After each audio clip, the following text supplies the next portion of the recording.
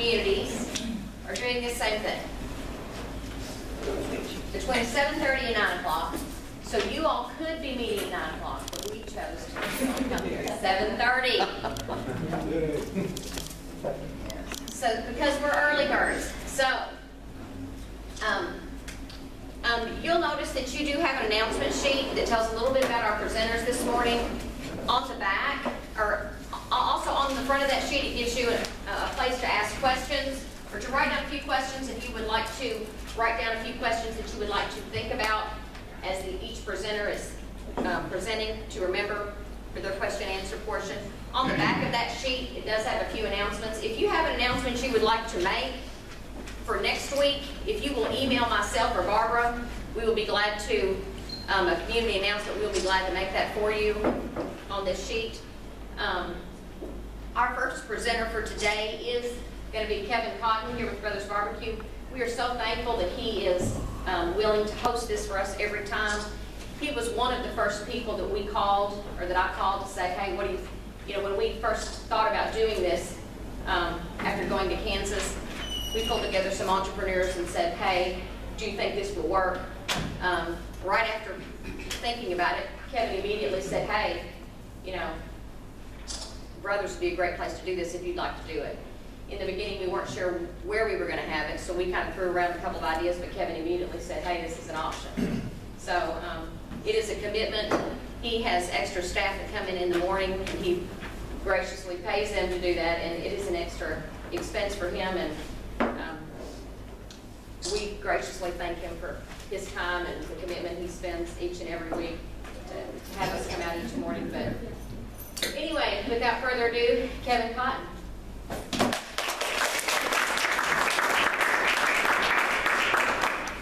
Good, I got 6 minutes, so you all just wait a minute, I'll be back. Okay? Number one, I want to start off with saying that it's a privilege for us to be able to be a part of 1 Million Cups and allow you all to have it here. It's exciting for me to see what all is going on in our community and those communities around us.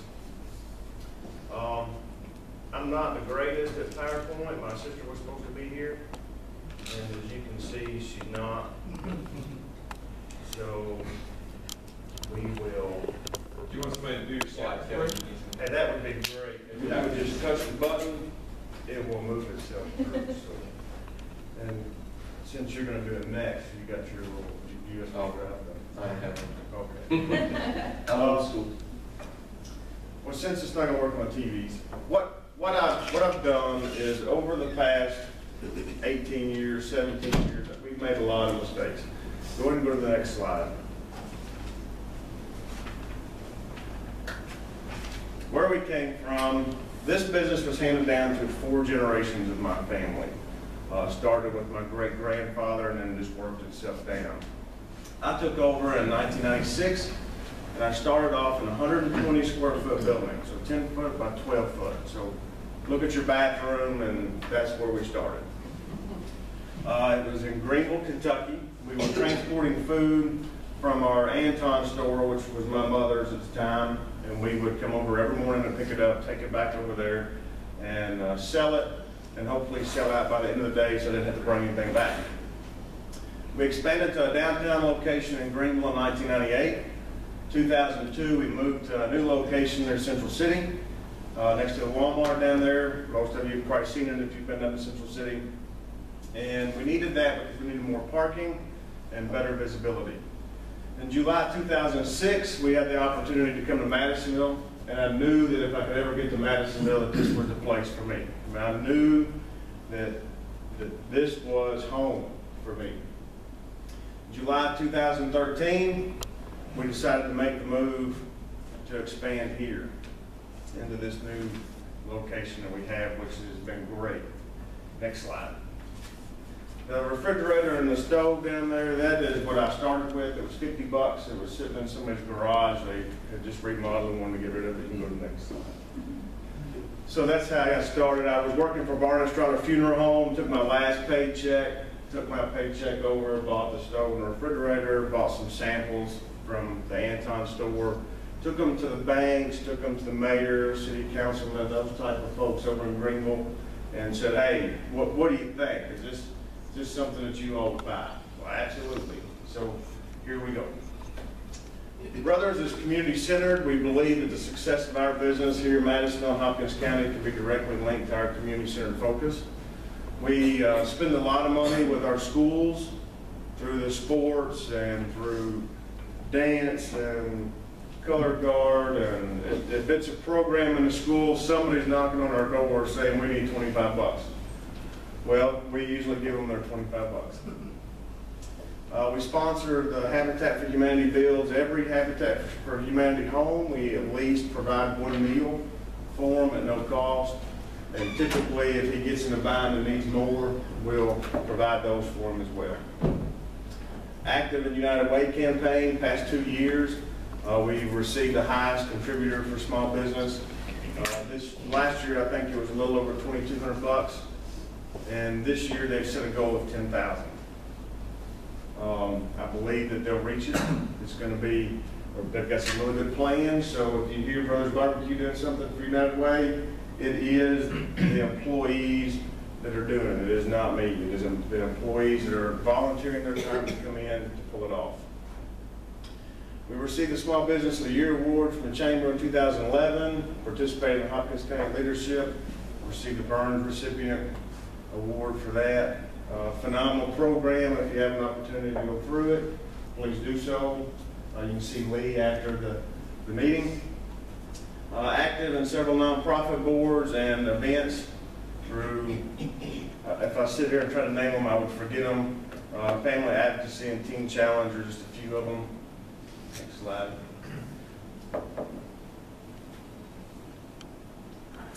We bottle our own sauces. We are mission-centered. From the beginning, I believe that God has blessed us with this business. There was really no reason at all that I should have been in business. I didn't have any business background. I come right out of high school. I was an EMT, went to work for Barnard Charlotte Funeral Home, had a couple of odd and end jobs, and then got into business. So I had no business background whatsoever. So God is the only reason that we're here. So with that being said, we wanted to make sure that we were being responsible with what the Lord had given to us. So we've done other things prior to 2009, but this is the things that we've done since we've been in Madisonville. 2009, we spearheaded a project called Different Miracle. It was a girl that had been sexually abused by her father over and over and over again for years, and he got arrested, and the living conditions were horrid. So we decided, somebody gave me a call and said, hey, could you just maybe provide them with a mattress? Sure, let's go down and see what they need. We get down there and realize that they needed an extreme home makeover. So in 4 days, we gutted their house completely and then remodeled it at no expense to the family, put all new furniture in it, and so the little girl had a whole new life to get started in. We even switched their bedrooms around so she didn't have to stay in the same bedroom. Is that my time? Okay, 2010, we started taking a group of employees and a truckload of food to the Nashville Bridge Ministry. 2011, we did another home makeover in Bremen with a little girl with cancer. She couldn't stay in her home anymore. She was having to stay with grandparents in the laundry room. 2012, we joined forces with Johnny McCray Ministries to sponsor Breaking Bread here in Hopkins County, and we feed anywhere from 250 to 300 people every third Saturday of the month a hot meal, and then give 500 people plus food for a week. I think I only have 2 more slides. Oh, yeah, we'll just kind of move forward. Where we are, we've expanded now from 120 square feet to 4,800 square feet. I've struggled with this over and over again. I've got a lot of friends in banks, but I got to tell you that we are here in this location because of First United Bank. They did knock on our door over and over and over again saying, you've got to do something. We see that you're in a position that you need to do something, and we want to help you get there. So First United Bank did do that for us. We went to 35 seats to 150 seats, expanded our menu based on customer demand, and we've grown from a 2-person payroll to 31. See, if I talk longer, you can't ask as many questions. My biggest challenges, because this is going to be one of the questions you're going to ask me, the number one challenge was working capital. Most of it was self-inflicted because I had zero business background. I knew that there was money coming in, I could spend money going out, right? I had cash in my pocket, I had money to spend. And then another challenge that I had been was there was no infrastructure for me being with no business background. There was nowhere that I could go as I was trying to grow my business. I met with several different groups and just didn't have the ability, they didn't have the ability to work with restaurants because it wasn't really a viable business in their eyes.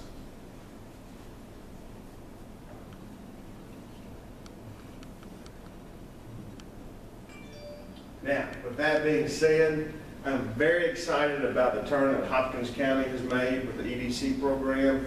They are switching, not necessarily switching their focus, but they've added a new focus, being entrepreneurs, small businesses, and recognizing that we are the backbone to the community. It is great to have the businesses that are 300 employees that come in here and spend 5 years or even 7 years, but it is even greater that we have 10 businesses that are going to employ 50 people that are going to be here for 50 years. So I'm really excited about that. The biggest lesson that I've learned, don't be your electrician.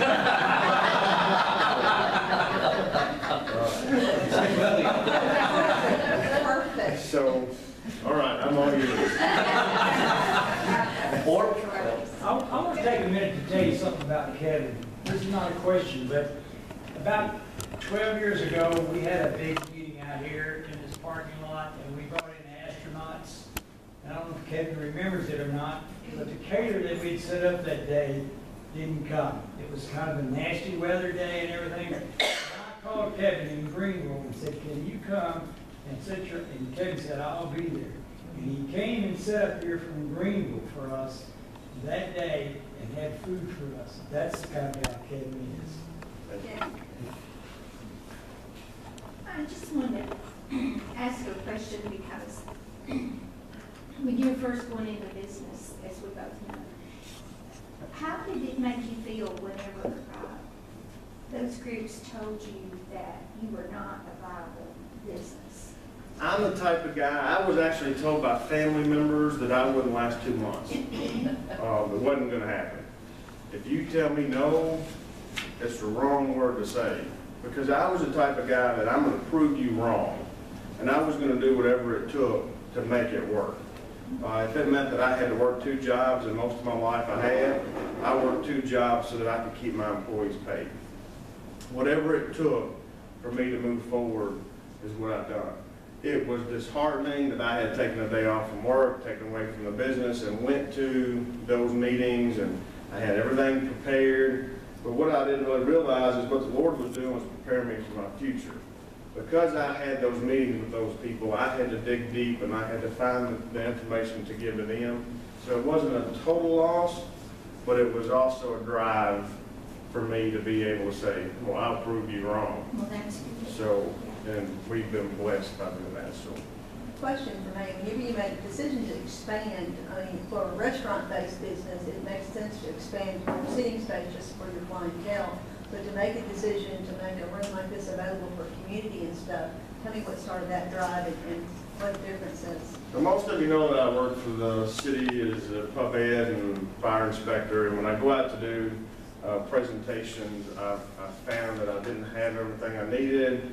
The rooms were crowded, they were hot, they were too noisy, there were several things that was going on that kind of brought me to my decision here, and I thought, well, I could have larger dining room space, which we already need.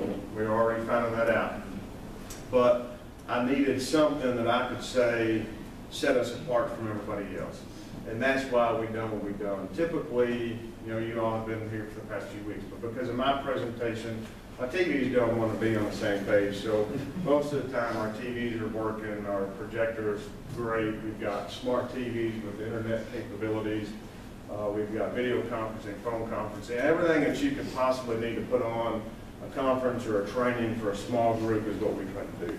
I didn't want to get into the 100, 150 person seating facilities. Number one, we couldn't handle it. I mean, our business has done phenomenal since we've expanded, but it's really all we can handle right now.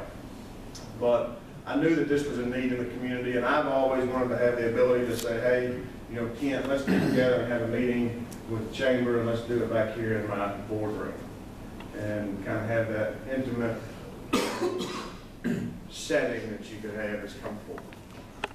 Kevin, you mentioned, and yeah, some of us are aware of the other hat you wear with the city of Madisonville.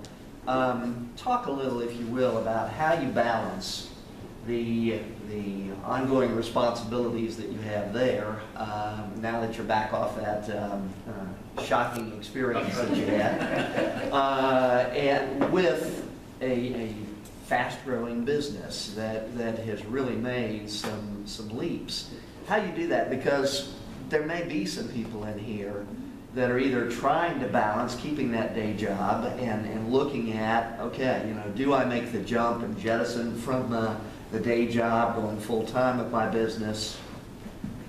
Well, number one, it would be easy for me to come back here and work full-time. But I love my job at the fire department. If I didn't love my job at the fire department, there's no way that I could pull it off.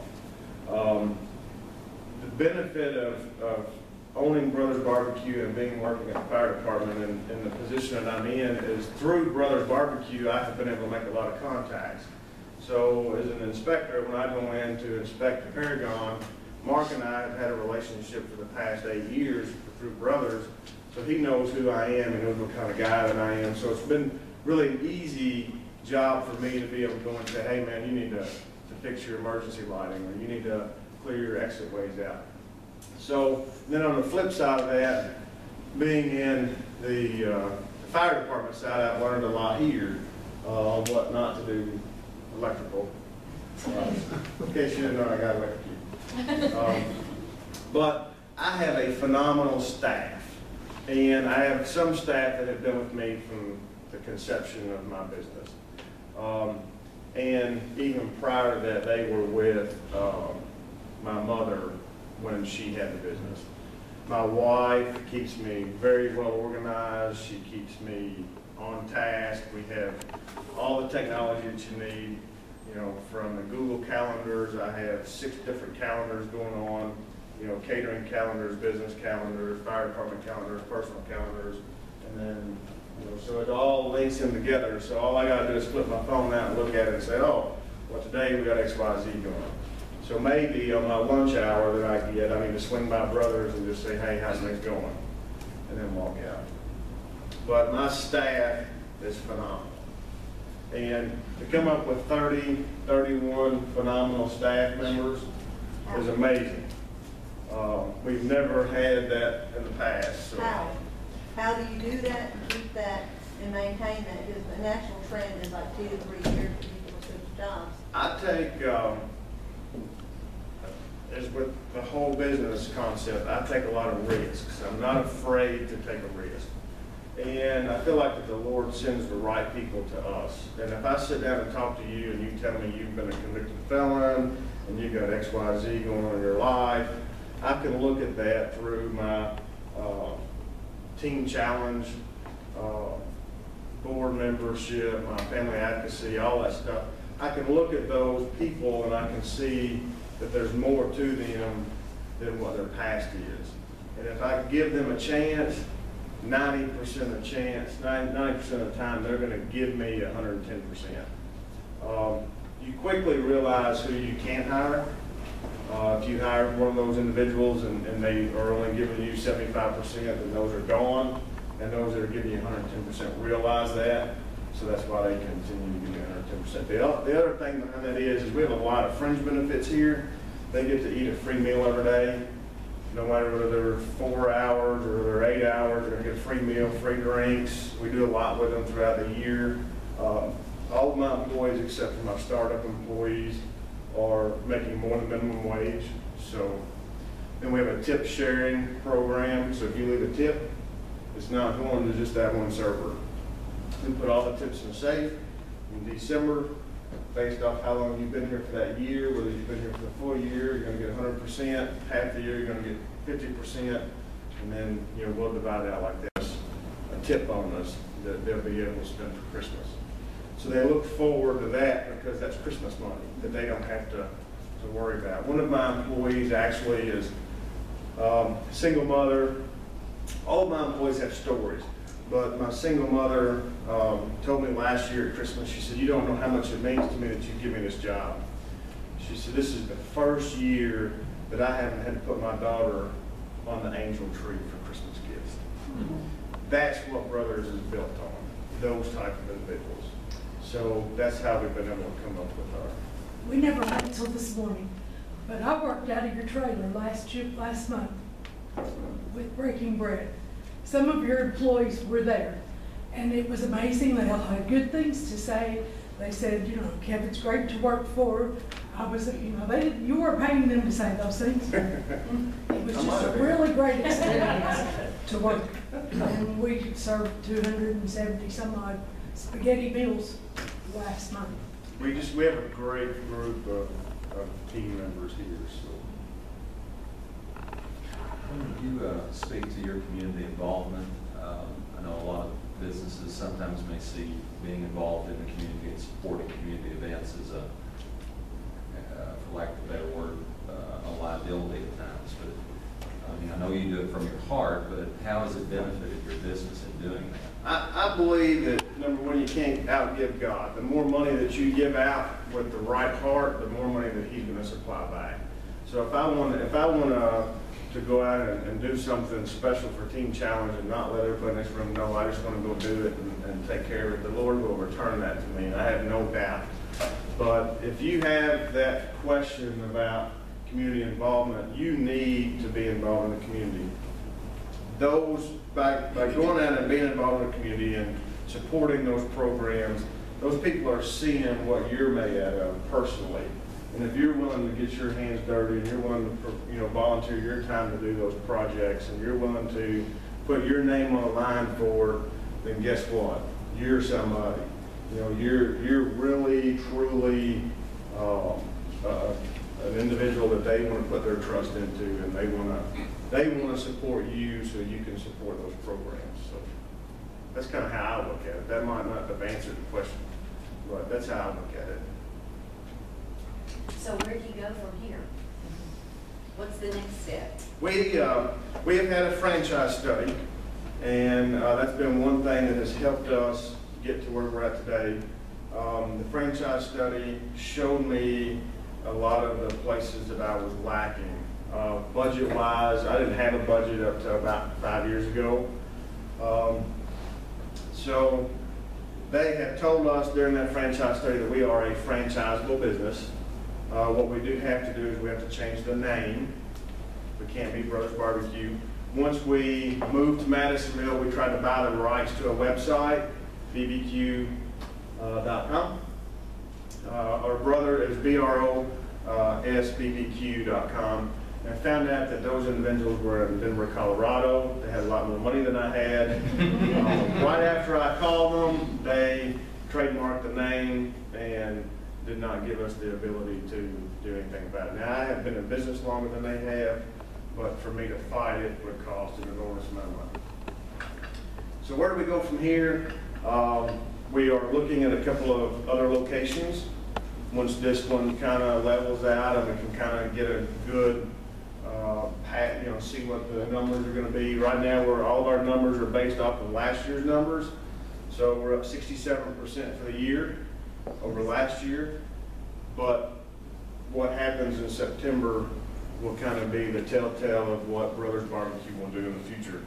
Because in September, we've been in our new location for a year. So if our numbers continue to climb after September, then we'll be able to say, okay, we have a business that we're going to be able to move forward with and do something with. If we see our numbers declining in September, then we know, okay, our expansion is what raised our 67% increase. But to have any increase at all in today's business world is phenomenal. So, but right now we're up 67%. We can give you those numbers based off of the technology that we have a POS system. Our POS system, we can access through our phones, our iPads. I can look it up on any computer that I'm at, and it will give me real numbers. I can look at what my payroll numbers are, what my sales are, how many bottles of sauce I've sold today.